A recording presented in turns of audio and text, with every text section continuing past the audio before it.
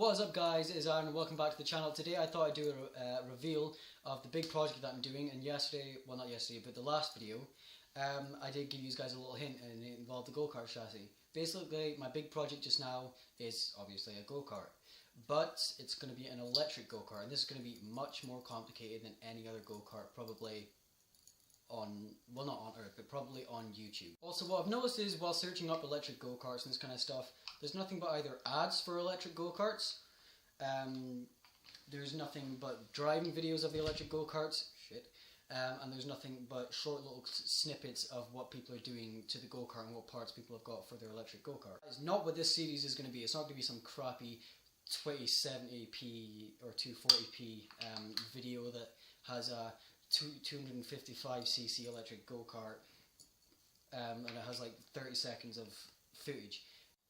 So this is going to be a series of in-depth video footage of me building the go-kart, how I'm building it, what I'm using to build it, that kind of stuff. And then there's going to be an in-depth look at the electronics, basic circuits and motors and all that other kind of stuff that I'm going to be using. And also there's been some stuff that's already come in the mail and stuff that I've already really had, but I've just reused it for someone else. I've had some switches come in. This is a battery safe switch for cars or stuff like that. This can take a maximum of 24 volts, and what this is going to be used for is to basically stop people from stealing it. This is the only key for this lock here, so it was kind of expensive, but it's worth it in the end, especially if no one's going to steal it or anything like that. So it just goes off, screws in like that, and then that's the circuit complete for this switch.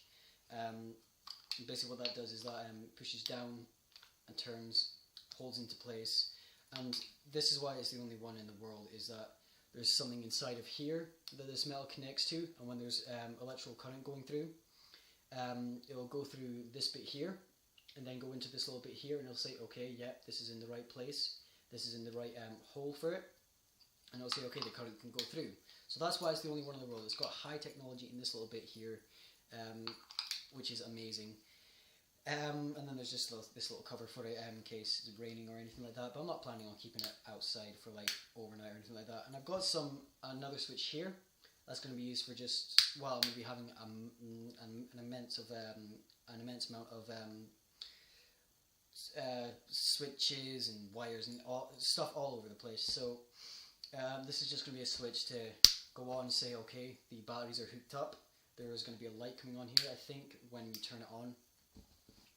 So that's just what this is for. It's just for saying, okay, it's on, the batteries are all on, and then I'm going to have an array of these switches across a front panel on the go-kart. So I'm going to be sitting with the steering wheel out here, and these are going to be under the steering wheel, and there's going to be around about 4 or 5 of them going to different things. So there's going to be 4 of them going to the wheels, so 1 on each side, and 1 going to the motor to say the motor's okay and there's nothing wrong with it.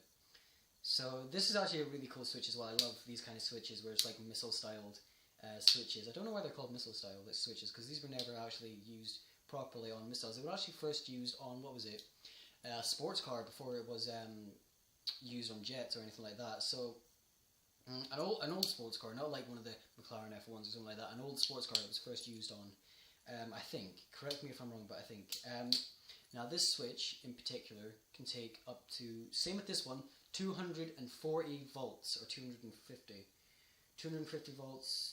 volts. Yeah, these two can take 250 volts, and I'm going to need that amount of space for a voltage, because the motor that I'm going to be using is a big 2 horsepower motor, industrial motor, and it needs 240 volts to run, so 250 volts switches is going to be good, especially I'm going to be using that amount of batteries inside my go-kart.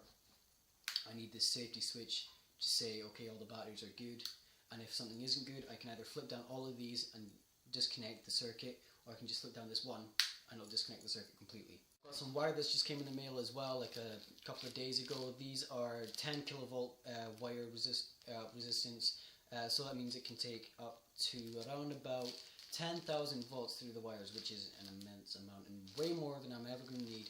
But the reason I want to pick these wires in particular is because they're thin, they're not going to be noticeable on the go-kart. I want the go-kart to be clean, neat, but also looking kind of badass. What I'm also going to be doing is I'm going to be taking you guys through the circuitry of the go-kart. I'm going to be kind of like I'm not going to be going straight in for the circuits, because I, in my mind, know what to do. I've just got to have it physically in front of me so I can have it down. And I'm going to do that with you guys so I can explain to you guys circuits, basic circuits, and just teach you guys a little bit on how to build basic circuits. I've also got quite a few of these 18650 batteries. These are expensive as balls. These are usually used for e-cigarettes, but I'm going to be using them in a 18650 battery holder, so I can be using that for my circuits. And it's not going to be the voltage, obviously, that I'm going to be using in the go-kart, but it's just going to be a test, basically. I'm testing if the circuits will work. What I've desperately been needing, I've just bought today, is wire strippers. I desperately need these because I've always been using my teeth for wire strippers, and that doesn't really go too well. Sometimes you take off some of the wire on the inside, so this is going to be really, really handy for when I'm doing the basic circuits. And it does that, I think. I'm not sure what that's for. I think that's just for like storage or something, or safety wise, I don't know. But yeah, it's kind of cool how it can just lock and unlock like that. Also got these very cool Allen keys, or whatever the hell they're called. Yeah, they are called Allen keys. This is like a little flip thing where you can just flip them out and they'll lock into place.